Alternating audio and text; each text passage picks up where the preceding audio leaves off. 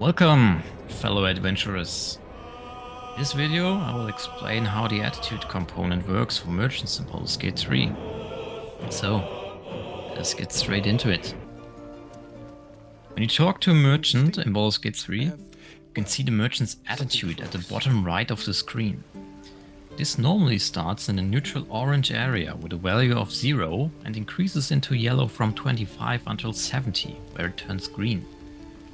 If you perform an action that displeases the merchant, such as trying to steal the items or breaking something, you will lose some of this attitude scored with them.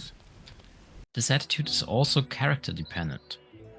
For example, if you raise your main character's attitude, your companions will still have the default attitude.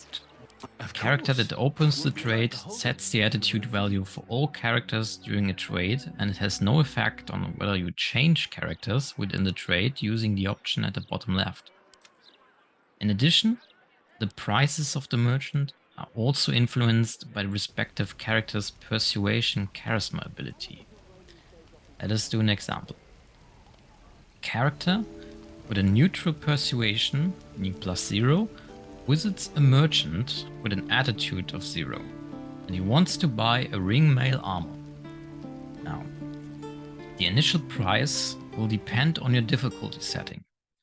Normal price will be 250 gold at balanced difficulty and will increase or decrease by 20%, which is 50 gold, if you switch up to Tactician or down to Explorer. Now, for each rank in the Persuasion skill, this price will be further reduced or increased if you have a negative Persuasion score by 10 gold, which means 5%. As the Explorer difficulty grants a Proficiency modifier, you will receive an additional 10 until 20% discount if your character is proficient in the Persuasion skill. This would be a +2 at level 1 till 4, a +3 during 5 till 8, and +4 during level 9 till 12. So much for character attributes. Now, back to the attitude. At the top screen, you can choose between trade and barter. By default, you are already in barter mode, and there you have the option of giving the trader gold or items.